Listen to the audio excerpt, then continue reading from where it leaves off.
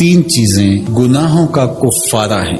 فَإِسْبَاغُ الْوُضُوءِ فِي الصَّبَرَاتِ، جھاڑے میں ٹھنڈے موسم میں پورا وضو کرنا ہے، مکمل اہتمام کے ساتھ وضو کرنا موسم سرما میں، یہ گناہوں کو مٹا ڈالتا ہے۔ اور دوسری چیز ارشاد فرمائی وَإِنْتِظَارُ الصَّلَاةِ بَعْدَ الصَّلَاةِ، ایک نماز کے بعد دوسری نماز کا انتظار کرنے بیٹھ جانا، کہ عصر پڑھ لی اب مغرب پڑھ کے جائیں گے، مغرب پڑھی اب عشاء پڑھ کے جائیں گے، تو ایک نماز کے بعد دوسری نماز کا انتظار۔ حضرت عبداللہ ابن عباس رضی اللہ تعالیٰ عنہ فرماتے ہیں کہ حضور فرماتے ہیں کہ میں نے اپنے رب کی زیارت کی۔ حضرت عبداللہ ابن عباس فرماتے ہیں کہ میرا گمان ہے کہ یہ حضور کسی خواب کی کہانی سنا رہے ہیں۔ تو ارشاد فرمایا کہ جب میں نے اپنے رب کی زیارت کی تو میرے رب نے مجھے کہا کہ یہ فرشتے جو ملائے اعلیٰ میں بحث کر رہے ہیں یہ کس امر میں گفتگو کر رہے ہیں، فرشتے کسی معاملے میں تکرار کر رہے تھے، تو ان کی گفتگو کس عنوان سے ہے؟ تو میں نے کہا کہ مالک تو بہتر جانتا ہے، مجھے معلوم نہیں ہے۔ تو اللہ نے اپنا دست قدرت میرے دو کندھوں کے درمیان رکھا اور اس کی ٹھنڈک میں نے سینے میں محسوس کی۔ فتجلی لی کل شیء وعرفت، ہر شے میرے سامنے روشن ہو گئی اور میں نے ہر شے کو دیکھ بھی لیا اور پہچان بھی لیا۔ تو پھر میرے رب نے کہا کہ اب بتاؤ، تو ظاہر ہے اس کا دست قدرت میرے دو کندھوں کے درمیان آیا اور ہر شے میرے سامنے آ گئی۔ تو میں نے عرض کی یا اللہ یہ کفارات اور درجات کے بارے میں آپس میں بحث کر رہے ہیں، اور وہ کفارات کیا ہے؟ المکث فی المساجد بعد الصلاۃ، نماز کے بعد مسجدوں میں رک جانا کہ دوسری نماز پڑھ کے جائیں گے۔ اس پر فرشتے ملائے اعلیٰ میں عالم بالا میں بیٹھ کے گفتگو کر رہے ہیں۔ اللہ اکبر، یہ کتنا بڑا عمل ہے کہ جس پر فرشتے کہہ رہے ہیں بلے بلے، کیسے وہ لوگ ہیں جو ایک نماز کے بعد دوسری نماز کے لیے رک جاتے ہیں۔ اور ایک حدیث پاک میں آتا ہے صحیح بخاری میں، 7 اشخاص ایسے ہیں قیامت کے دن کڑکتی دھوپ میں جب کوئی سایہ نہیں ہوگا اللہ انہیں اپنے عرش کا ٹھنڈا سایہ عطا فرمائے۔ ان میں سے ایک وہ آدمی جس کا دل مسجدوں کے ساتھ جڑا ہوا ہے، مسجد کی حاضری اسے بہت پسند ہے۔ دوسرا والمشی علی الاقدام الی الجماعات، جماعات کے لیے فرض نمازوں کے لیے مسجد کی طرف چل کے پیدل جانا، ہر قدم کے بدلے میں درجے بلند ہوتے اور گناہ معاف ہوتے ہیں۔ اللہ اکبر،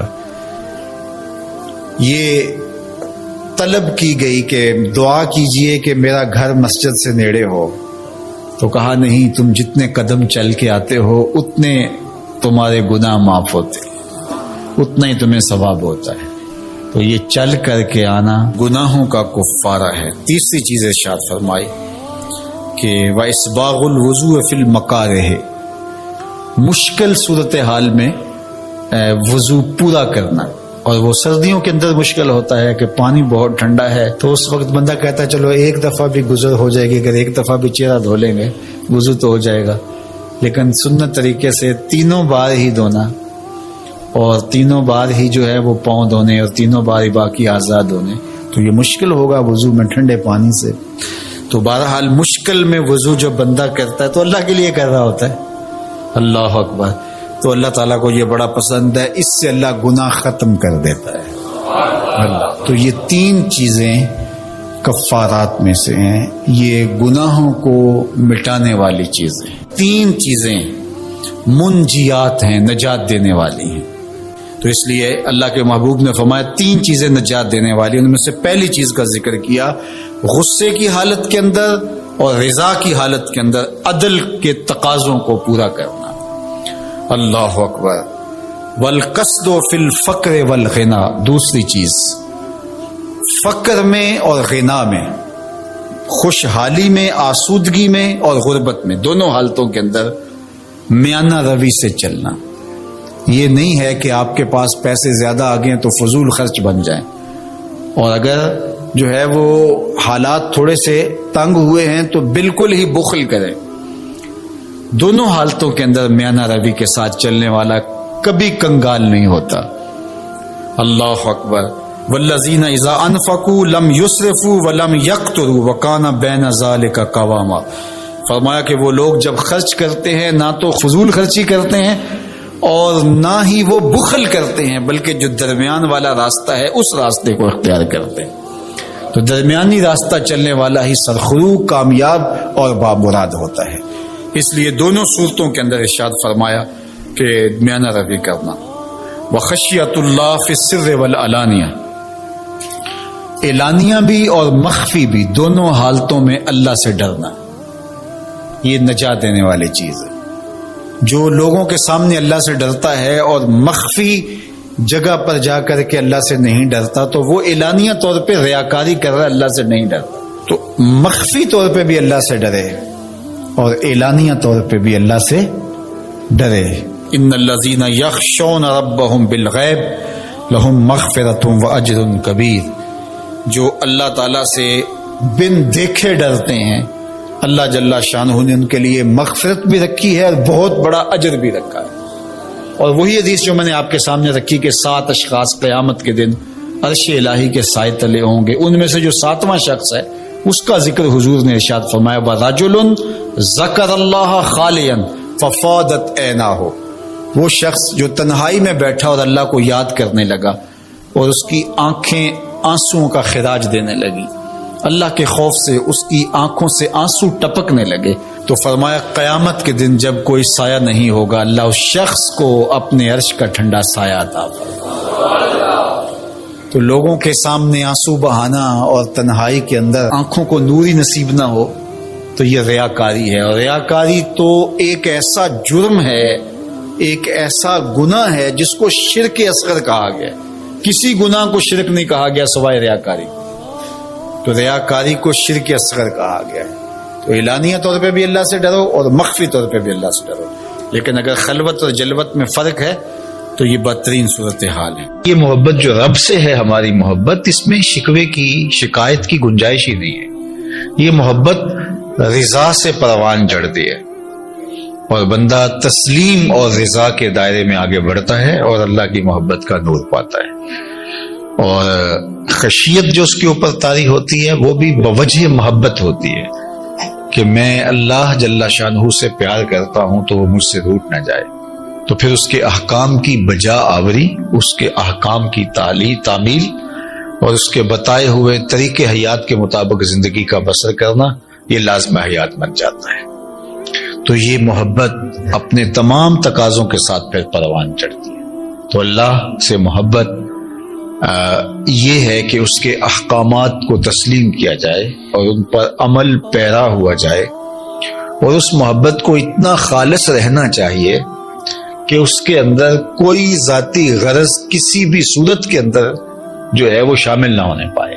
یعنی وہ اپنی محبت کو بندے سے جس محبت کا وہ مطالبہ کرتا ہے اور جس چیز کا وہ متقاضی ہے بندے سے، وہ ایسی محبت ہے جس کے اندر ایک ذرے کے برابر بھی ملاوٹ جو ہے وہ اللہ برداشت نہیں کرتا.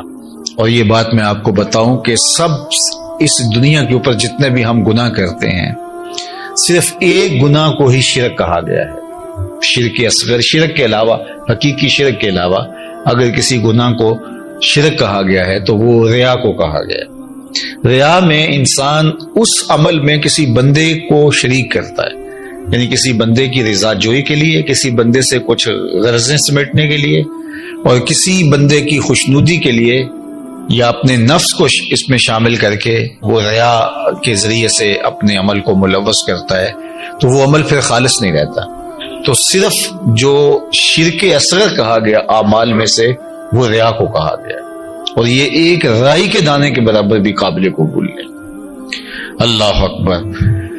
اللہ کے محبوب کی خدمت میں ایک صحابی حاضر ہوئے تو انہوں نے عرض کی، یا رسول اللہ صلی اللہ علیہ وسلم، ایک شخص جہاد کرتا ہے اعلاء کلمت الحق کے لیے، لیکن اس کے دل میں یہ بات بھی ہے کہ میری شہرت اور ناموری بھی ہو جائے گی، تو کیا اس کا یہ عمل قابل قبول ہے؟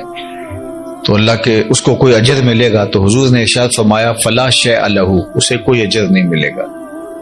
تو یہ سمجھے کہ میں اپنی جو گفتگو ہے اس کو صحیح طرح سے حضور کے سامنے عرض نہیں کر پایا، تو انہوں نے دوبارہ دوہرا کے کہا حضور اس کا مقصد اللہ کے جھنڈے کو بلند کرنا، اعلاء کلمت الحق اور دین کے پرچم کو اونچا کرنا ہے، اور اس کے لیے اس نے اپنی متاع جاں وار دی، قربان کر دی اپنی زندگی۔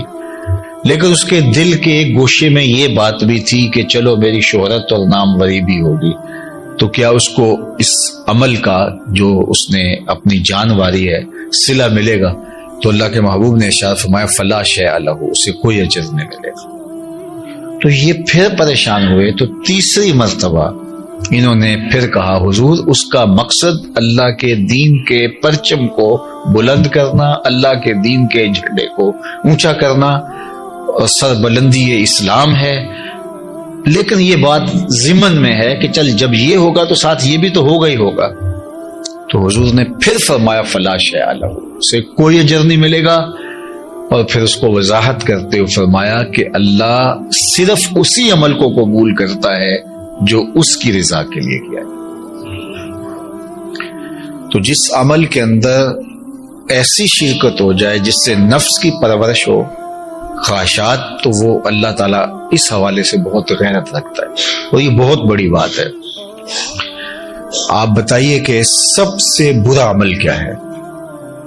جہنم میں ایک وادی ہے، حدیث پاک میں آتا ہے کہ وہ اتنا عذاب ہے اس وادی کے اندر کہ ایک دن میں 600 مرتبہ جہنم بھی اس وادی سے پناہ طلب کرتی، پناہ مانگتی، اللہ مجھے اس وادی سے بچا۔ 600 مرتبہ ایک دن میں جہنم اللہ سے عرض کرتی ہے مالک مجھے اس حصے سے بچا کے رکھنا، 600 مرتبہ ایک دن میں۔ تو صحابہ نے عرض کی یا رسول اللہ صلی اللہ علیہ وآلہ وسلم اس وادی میں کون لوگ ڈالے جائیں گے؟ تو اللہ کے محبوب علیہ السلام نے فرمایا القراء المراؤون، وہ قراء جو ریاکاری کرتے وہ اس وادی کے اندر ڈالے جائیں گے۔ تو اب اللہ کیا چاہتا ہے ہم سے؟ اللہ چاہتا ہے میرا بندہ میرا ہی ہو اور اس کے اندر غیر کی شرکت نہ ہو۔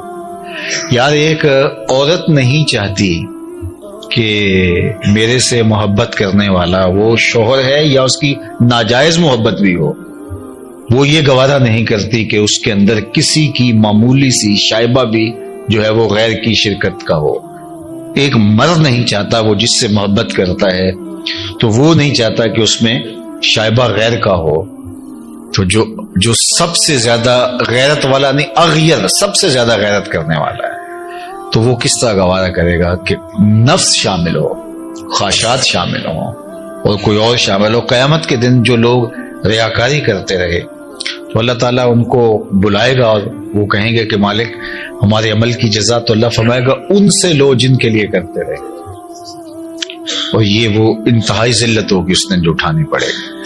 تو محبت کا تقاضا پھر محبت کا خالص ہونا ہے، اور خالص للہ محبت ہی مقبول ہے، اور جو خالص للہ نہیں ہے وہ مردود ہے۔ تو اس لیے تھوڑی محبت ہو، وہ آہستہ آہستہ پروان چڑھ جائے، لیکن ہو خالص۔ تو یہ ہمارے دین کا، ہمارے رب کا، ہماری شریعت کا ہم سے تقاضا ہے۔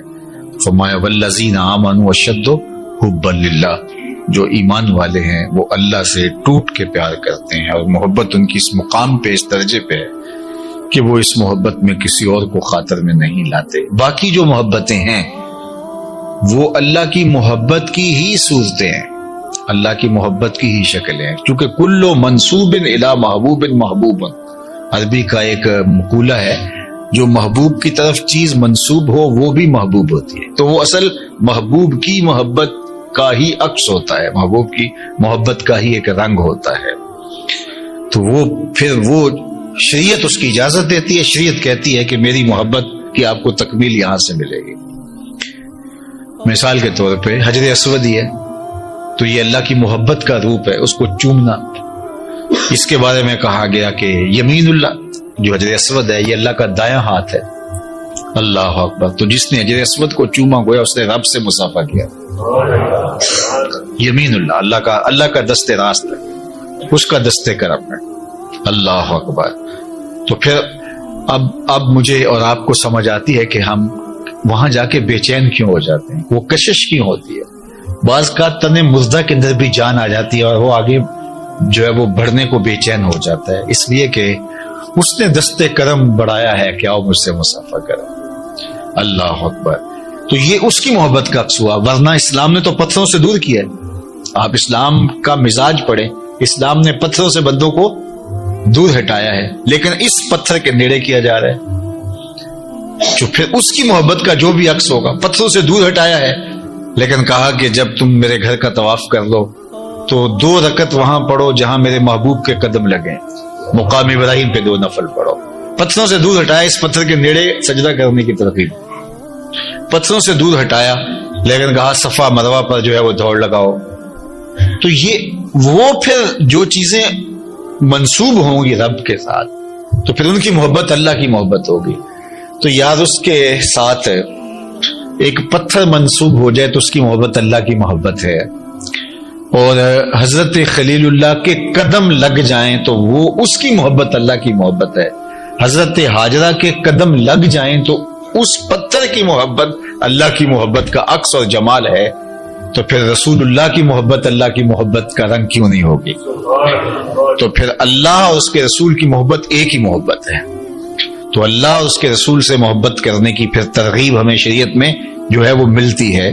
تو پھر اللہ اور اس کے رسول سے شدید محبت یہ تقاضا ایمان ہے، اور اللہ ہم سے چاہتا ہے کہ ہم اس سے بھی پیار کریں، اس کے محبوب سے بھی پیار کریں، اور اس کے محبوبوں سے بھی پیار کریں۔